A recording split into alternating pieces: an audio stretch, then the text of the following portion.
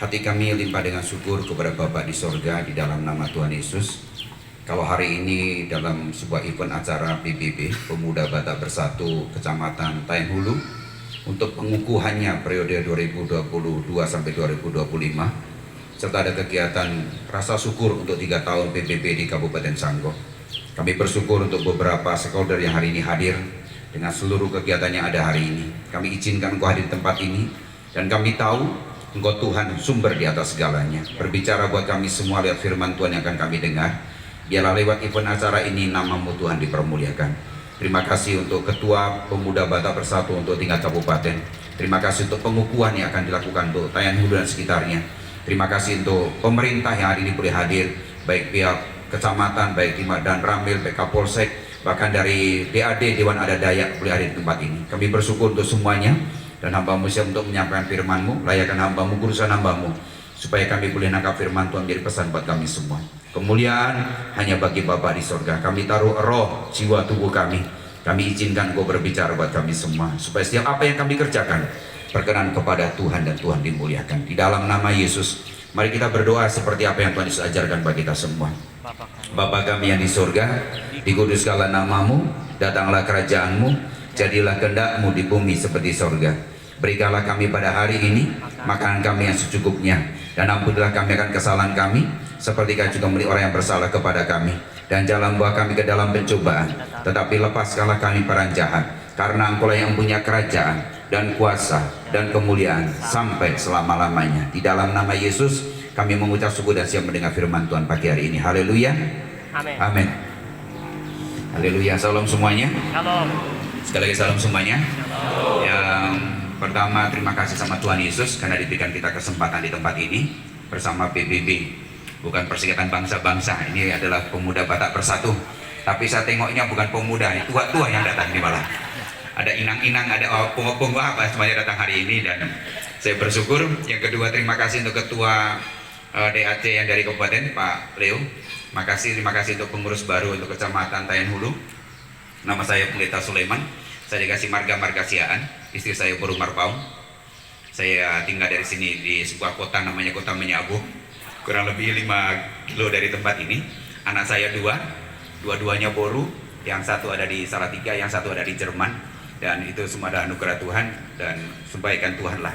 Hari ini tema ini menjadi sesuatu tema yang unik dan ini menantang, karena dalam bagian itu dikatakan dalam 1 Tesalonika pasal 5 ayat ke-18, akan memulai dengan bagian ini. Mengucap syukurlah dalam segala hal, sebab itulah yang dikehendaki Allah di dalam Kristus Yesus bagi kamu. Sekali lagi, saudara boleh buka HP saudara, 1 Tesalonika pasal 5 ayat 18. Mengucap syukurlah dalam segala hal, sebab itulah yang dikehendaki Allah di dalam Kristus Yesus bagi kamu. Tulisan ini adalah tulisan oleh seorang rasul namanya Paulus. Pemahaman pemikiran menjadi latar belakang untuk Paulus menuliskan. Kenapa dia berkata mengucap syukur? Ada banyak orang mengucap syukur dalam situasi yang nyaman dan enak, dan orang bisa berkata terima kasih, puji Tuhan. Pertanyaan balik, kalau dalam situasi yang sulit, bisakah kita mengucap syukur? Karena kondisi ketika Paulus menuliskan surat ini adalah kondisi di mana jemaat di Tesalonika itu mengalami aniaya, mengalami himpitan oleh karena mereka bukan melakukan kejahatan, tetapi karena mereka mengenal, memberitakan Yesus sebagai Tuhan dan Juru Selamat. Paulus mengalami penjara demi penjara, bukan karena dia seorang penjahat kelas kakap, tetapi karena dia memberitakan Injil yang harus dia sampaikan. Injil itu bicara apa? 1 Korintus berkata dengan jelas, Injil itu adalah Yesus Kristus sudah lahir. Yesus sudah lahir, Yesus mati, Yesus bangkit dan naik ke sorga. Itu namanya Injil. Ada sebuah kebenaran yang harus Paulus sampaikan, dan ia harus bayar harga. Perjumpaan Paulus dengan pribadi Kristus itu yang mengubah hidupnya. Ada statement berkata begini, waktu itu tidak bisa mengubah karakter seseorang. Waktu itu tidak bisa mengubah karakter seseorang.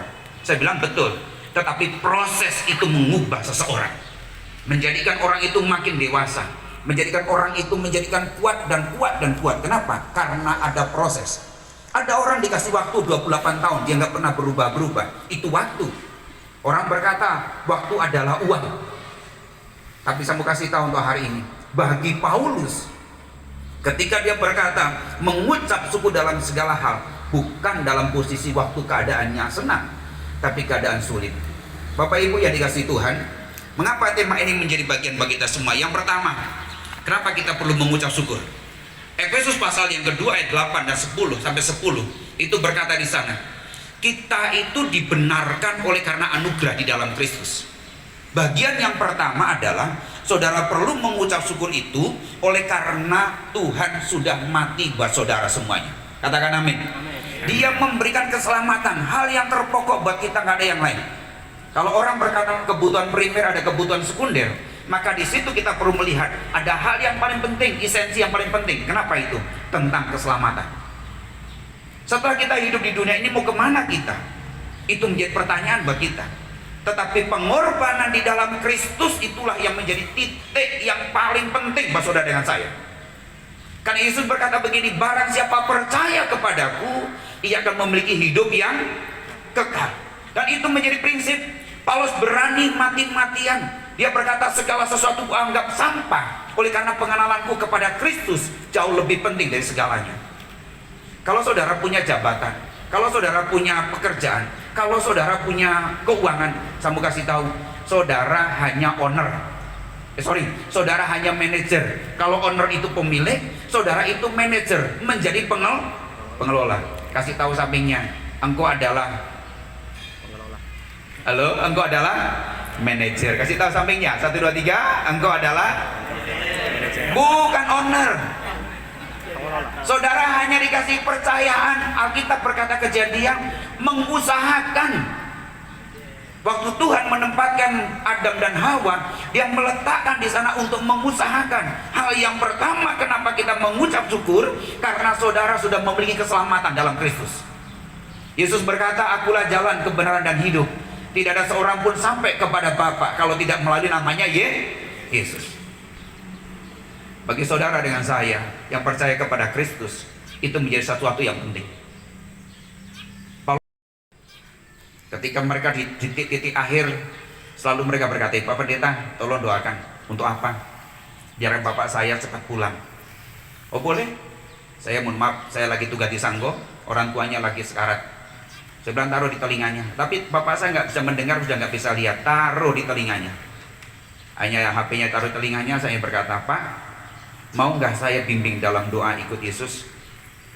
Saya mau responnya aja, tak anggukkan kepala. Kalau dia, berarti dia ngerti suara saya. Dan dia mendengar. Ada begitu yang masih muda, 22 tahun, dia berkata, kita tolong doakan anak saya. Kenapa? Karena saya kepingin supaya dia cepat pulang aja. Karena kondisinya, situasinya. Saya bilang, oke. Saya bimbing dia untuk terima Yesus. Satu bagian saya mau kasih tahu. Hal yang terpenting buat hidup saudara dengan saya. Apapun profesi, apapun pekerjaan saudara, saudara perlu Yesus dalam hidup saudara. Amen. Itu yang paling penting. Gak ada yang lebih penting dari semuanya. Pada akhirnya kita akan kembali kepada Dia. Kalau Tuhan izinkan kita untuk mengelola sesuatu, kerjakan dengan baik. Kalau Tuhan izinkan kita memiliki anak, memiliki istri, memiliki keluarga, kerjakan dengan baik. Jatuh bangun itu normal buat kita semua. Kekurangan kita itu normal. Tetapi untuk bangun, untuk bangkit, untuk bangun, untuk bangkit, itu sesuatu yang penting atas hidup saudara. Jadi bagian yang pertama, kenapa kita perlu mengucap syukur? Karena Kristus sudah mati buat saudara dengan saya. Natal itu bicara tentang tunjukkan kasih Allah di Bethlehem. Tetapi bukti kasihnya ketika Yesus mati di kayu salib, itu menjadi bukti kasih terbesar buat saudara dengan saya. Amin. Tidak ada seorang pun yang mau mati untuk sahabatnya. Tidak ada seorang pun yang rela berkorban untuk seorang sahabatnya untuk menggantikan posisi. Andai kata itu pun di penjara. Tetapi Yesus, Dia melakukannya. Siapa yang salah, siapa yang berkorban, itu yang Yesus lakukan buat saudara dengan saya. Dan hari ini, kenapa kita perlu mengucap syukur? Karena saudara sama-sama memiliki jaminan keselamatan. 1, 2, 3, memiliki jaminan keselamatan. Itu yang paling penting buat saudara. Kita punya umur mungkin 70, 80, ada yang 50, 60. Bahkan nggak sampai segitu, serasi Tuhan. Tetapi kesempatan ini Tuhan memberikan buat kita semua. Jadi yang pertama adalah belajar kita untuk mengucap syukur. Yang kedua, Yohanes pasal 15 ayat 16. Saudara boleh bacakan buat saya yang punya HP, karena sekarang sudah pintar semuanya bawa HP. Yohanes pasal 15 ayat 16. Injil Yohanes pasal yang ke-15. Saudara bisa buka HP saudara. Yuk. Yohanes pasal 15 dan 16 sama-sama saudara yang punya Alkitab. Yuk, 1, 2, 3. Bukan kamu yang memilih aku, tetapi akulah yang memilih kamu, dan aku telah menetapkan kamu supaya kamu pergi dan menghasilkan buah, dan buahmu itu tetap, supaya apa yang kamu minta kepada Bapa dalam namaku, dalam nama Yesus, diberikan kepadamu. Ya, sama-sama yang atas. 1, 2, 3. Bukan kamu yang memilih aku, tetapi akulah yang memilih. Ini dibicara namanya anugerah. Dalam bahasa Ibrani itu ken. Ken itu pemberian atasan kepada bawahan yang bawahannya nggak layak menerimanya, tetapi itu diberikan. Itu namanya ken. Anugerah adalah pemberian atasan kepada bawahan yang bawahannya nggak layak menerimanya, tetapi itu diberikannya. Ketika Yesus berkata, aku yang memilih kamu, itu cara milihnya Tuhan itu nggak seperti cara milihnya manusia. Manusia harus mengajukan sebuah lamaran dan berkata, oh Pak, saya mau mengajukan lamaran untuk saya menjadi karyawan dalam perusahaan Bapak. Dia akan memiliki kriteria yang dibuatnya. Tetapi di dalam Kristus itu nggak seperti itu. Bagaimana cara Tuhan memilih kita, saudara Tuhan? Itu bisa lewat situasi, lewat keadaan. Ada orang berjumpa dengan Tuhan waktu dalam keadaan sulit, waktu dia di penjara. Ada orang bertemu dengan Tuhan ketika dia dalam keadaan yang begitu memutuskan sesuatu sulit, membuat keputusan. Di situ dia berjumpa dengan Tuhan. Ada orang berjumpa dengan Tuhan ketika dalam kondisi yang begitu kuat untuk membuat sebuah keputusan, dia nggak mampu dan dia berjumpa dengan Tuhan. Ada orang berjumpa dengan Tuhan karena memiliki rasa kejahatan tinggi. Siapa? Paulus. Paulus punya niat untuk membunuh orang-orang pada masa itu, tapi perjumpaan dengan Tuhan itu mengubah perilaku hidupnya. Hal yang kedua adalah ketika Tuhan memilih kita, itu anugerah. Boleh bilang amin? Boleh bilang amin? Pak Leo menjadi anggota Dewan Anugerah. Pak, saya ini jadi wakil Pak Camat itu, Pak Aon itu anugerah Pak. Jadi DAD itu juga anugerah. Nggak semua orang. Sama-sama bilang kepercayaan. 1, 2, 3. Lebih keras. 1, 2, 3. Percaya. Bagaimana kita mengelola apa yang Tuhan berikan buat kita? Saya selalu ditanya orang, Pak, senang nggak jadi pendeta? Saya senang jadi pendeta. Saya bahagia jadi pendeta. Karena ada orang yang tanya, jadi pendeta senang nggak? Ada yang nggak senang jadi pendeta. Tapi saya senang jadi pendeta. Anak saya ketika saya tanya, Kang, nanti mau nggak seperti Papa jadi pendeta? Anak saya yang paling pertama namanya Gabriela Glory Paula. Pak, aku siap jadi ngatiin Papa jadi pendeta. Begitu saya diundang di sebuah acara di Semarang, yang hadir mahasiswa kurang lebih ada 300-an. Saya tanya mereka, adakah di antara kalian yang menjadi pendeta? Hanya 10 orang yang mengangkat jadi pendeta. Terus saya tanya satu orang, mohon maaf, Boru Batak dari Palembang. Saya tanya sama dia, kenapa kamu nggak mau angkat tangan? Aku lihat pendeta susah katanya. Karena dilihat perjuangan seorang ayahnya, dia lihat perjuangan bagaimana mereka melakukan tugasnya. Tapi hari ini saya mau kasih tahu, ternyata Tuhan itu memilih kita itu nggak salah pilih. Amin. Boleh bilang amin? Amin. Bukankah kita lahir kita nggak bisa pilih? Saya nggak mau jadi orang Jawa, nggak bisa. Saudara nggak bisa berkata, oh saya nggak mau jadi orang Batak, bisa. Itu haknya Tuhan, pilihan Tuhan. Terus yang kedua apa? Yang nggak bisa kita pilih. Kita nggak bisa mati mau seperti apa modelnya. Kapan tanggalnya, lahirnya kapan, saya mau mati model begini ya nggak ada. Itu rahasia Tuhan, dua hal ini. Tapi saya mau kasih tahu, Tuhan membuat kita pilihan. Siapa itu? Jodoh saudara itu pilihan. Boleh bilang amin? Boleh bilang amin? Rasanya salah pilih saya ini katanya. Rasanya. Pasangan kita itu pilihan kita, serasi Tuhan. Saya kelas 4 SD, saya tanya sama guru saya, Soleman, kalau kamu besar mau kemana? Saya kepingin Danau Toba. Saya bilang gitu, serasi Tuhan. Saya kepingin Danau Toba. Kenapa? Saya punya om itu kerja di BKKBN dulu. Terus dia bilang, Soleman, nanti kalau kita besar, kamu saya ngajak kamu lah, kita pindah ke Sumatera. Ngapain? Dia kata Danau Toba. Danau Toba itu adalah salah satu ketujuh keajaiban dunia katanya. Oh, boleh. Kan 4 SD. Saya berjalan waktu, serasi Tuhan, saya kuliah, saya ini semuanya. Saya ke Kalimantan tahun 94, serasi Tuhan. 96 saya harus nikah, tapi nikah saya batal. Ternyata saya menikah 98. Saya ketemu Boru Batak, serasi Tuhan.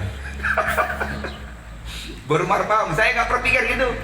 98 saya pulang, serasi Tuhan. Karena bapak mertua amang saya harus pulang, serasi Tuhan. Saya pulang ke sana. Saudara tahu nggak? Saya kaget. Ternyata saya punya tempat itu di pinggir Danau Toba.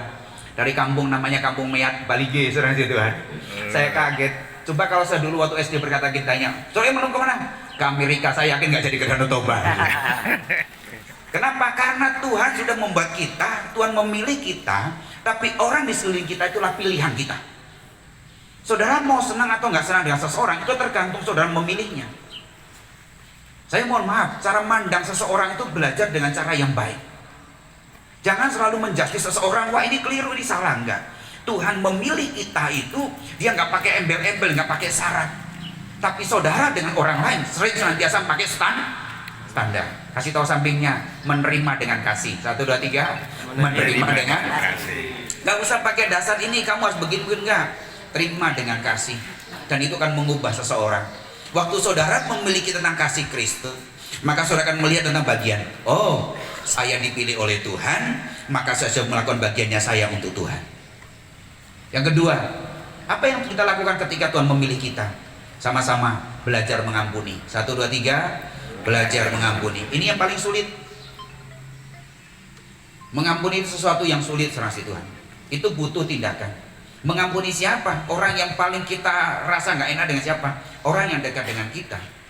Nah, orang dekat dengan kita itu bisa orang tua kita, mertua kita, sahabat kita. Itu bisa menjadi sesuatu. Tetapi ada satu bagian yang Tuhan mau buat kita semua. Bisa nggak kita mengampuni?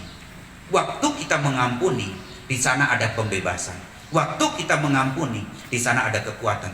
Dan hari ini saya mau kasih tahu, lihat PBB ini, saya kepengen Pemuda Batak Bersatu ini memiliki namanya roh pengampunan. Boleh bilang amin? Amin. Biasa dalam sebuah organisasi beda pendapat itu biasa, lumrah aja. Saya sering sampaikan di tengah-tengah pendeta-pendeta Kabupaten Sanggau, saya berkata boleh kita berbeda, hanya satu yang nggak boleh, berkelahi. Petinju nggak baik, tapi berargumen, berpendapat itu boleh. Di dewan juga begitu ya Pak? Iya kan? Wah, mereka ini gayanya luar biasa, serasi Tuhan. Kalau di meja pop.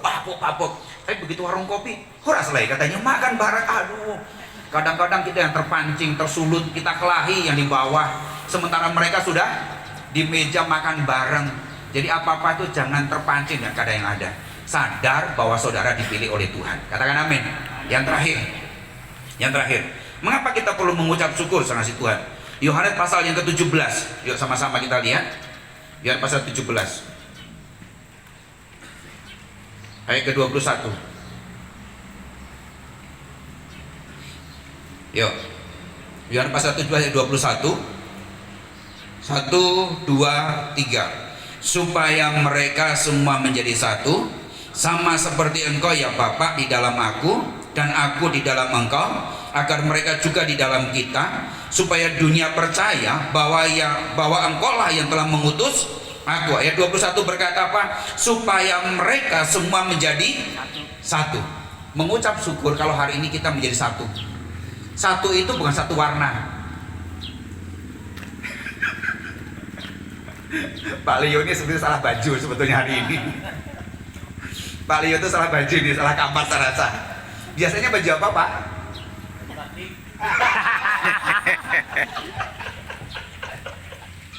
Salah kamar saudara. Ini baju sebetulnya PBB ini nyuri PSI saudara. Salah kamar. Orang bersatu itu mengucap syukur serasi Tuhan. Karena bersatu itu kekuatan. 28 Oktober itu kekuatan. Kenapa Indonesia bisa bebas dan kita memiliki kemerdekaan? Karena titiknya bersatu.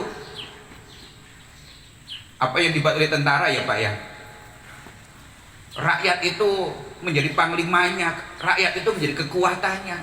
Persatuan antara tentara dengan masyarakat itu kekuatan. Lah zaman dulu aja perang hanya gara-gara bambu runcing, itu hanya karena kita bersatu.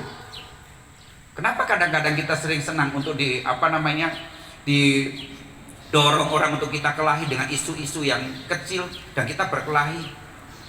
Doa Yesus dalam Yohanes pasal 17 itu satu minggu berikutnya dia mengalami penderitaan salib. Dia masih ingat, aku berdoa supaya mereka menjadi satu. Kerinduan hati Tuhan adalah kita menjadi satu, bukan satu gereja. Saudara, bermacam-macam gereja di tempat ini, bermacam-macam agama di tempat ini. Bersatu itu bukan satu warna yang harusnya seperti warna saudara jreng itu tuh, bukan. Bersatu itu sama-sama bisa saling menerima. 1, 2, 3, bisa saling. Itu namanya orang bersatu. Konsep yang Yesus ajarkan buat kita semua, ada yang jadi kepala, ada yang jadi tubuh, ada yang menjadi jari, ada yang jadi tangan, ada yang menjadi kaki. Itulah terbentuk namanya tubuh Kristus. Jadi bagian yang kedua, yang ketiga adalah yuk belajar kita bersatu.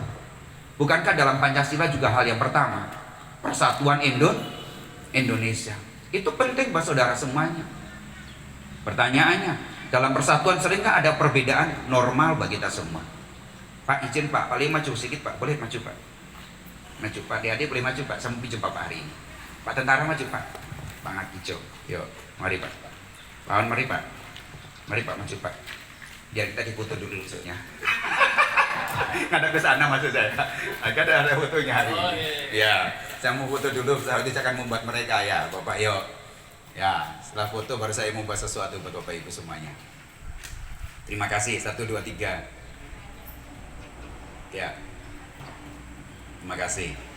Nah, izin bapak-bapak semuanya, hari ini kita kan berbeda nih.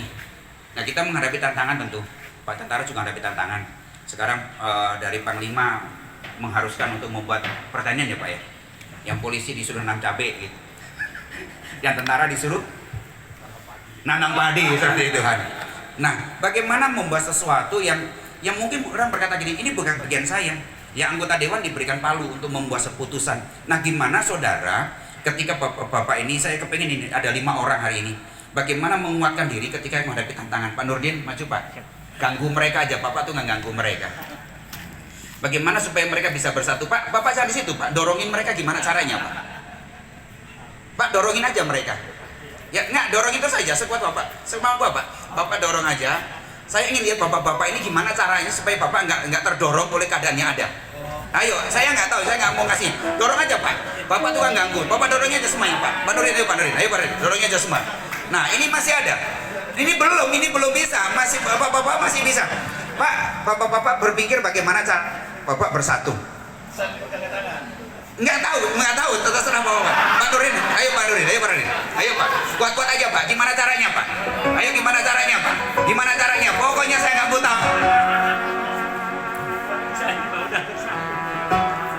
Boleh rangkulan lebih lagi coba, rangkulan lebih lagi Pak. Kayak tentara itu gimana Pak caranya saya Pak? Gitu kan? Saudara tahu nggak? Persatuan ini yang Tuhan inginkan buat saudara dengan saya. Sebenarnya Pak, belum Pak. Pak Leo nggak bisa berkata gini, aku jabatanku anggota dewan deh. Aku tentara, aku gengsi. Woi, Pak ini nggak punya jabatan, mohon maaf, minggir ya. Ketika saudara bersatu, berarti saudara bisa menerima orang lain apa adanya. Dan kasih itu membangun kita semua. Kenapa kita sering dipecahkan dengan situasi isu-isu yang membuat kita akhirnya nggak cocok satu dengan lain? Bisa nggak saudara menerima? Ini Pak, Wakil Pak Camat nggak bisa berkata, kamu kan bau ketek, katanya nggak bisa begitu, saudara Tuhan. Nggak ada urusan itu, saudara Tuhan. Hari ini yang terakhir, pesan Yesus adalah kita bersatu, itu berarti sama-sama saling menerima. Terima kasih Pak, Tuhan berkati. Tepuk tangan sama ajar mereka. Pemuda Batak bersatu menjadi sesuatu yang hebat. Ketika engkau boleh selalu satu dengan lain saling mengasihi, saling menopang. Tidak semua orang harus jadi kelingking, tidak semua orang harus jadi jempol, tidak semua orang harus menunjuk. Tempatkan pada posisi yang tepat, maka semua kita boleh jadi berkat. Boleh bilang amin? Mari kita berdiri sama-sama.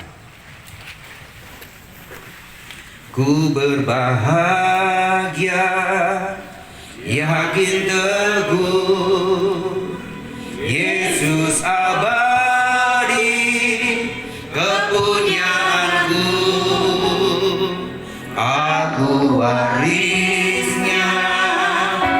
ku dilebur ciptaan baru Roh Kudus. Aku bernyanyi bahagia memuji Yesus selamanya. Aku bernyanyi bahagia memuji Yesus selamanya. Aku bernyanyi bahagia. Aku bernyanyi bahagia memuji Yesus selamanya. Aku bernyanyi bahagia memuji Yesus selamanya. Terima kasih untuk konsep persatuan. Ada 17.580 di Indonesia. Ada 1.340 suku bangsa di Indonesia.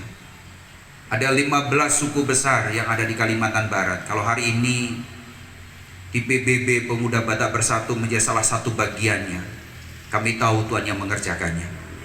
Dalam keberbedaan kami boleh duduk bersama. Bukan karena jabatan yang kami punya, bukan karena kekuatan atau harta atau keuangan yang kami miliki, tetapi karena Tuhan yang menopang kami. Dan kami bersyukur untuk hari ini lewat acara ulang tahun PBB yang ketiga di Kabupaten Sanggau. Kami mau bersyukur kepada Tuhan lewat peneguhan pelantikan PAC yang ada di Kecamatan Dan Hulu hari ini. Kami juga bersyukur. Terima kasih untuk firman yang kami terima hari ini. Mengucap syukurlah dalam segala hal, sebab kami tahu kami memiliki keselamatan di dalam Kristus. Kami dipilih di dalam Kristus dan kami dipersatukan di dalam Kristus. Berkati kami semua yang mendengar dan berkati kami yang sudah mendapatkannya. Terpujilah Bapa di sorga, di dalam nama Bapa, Anak dan Roh Kudus, di dalam nama Yesus. Kami mengucap syukur dan sudah berdoa. Haleluya. Amin. Kembalikan.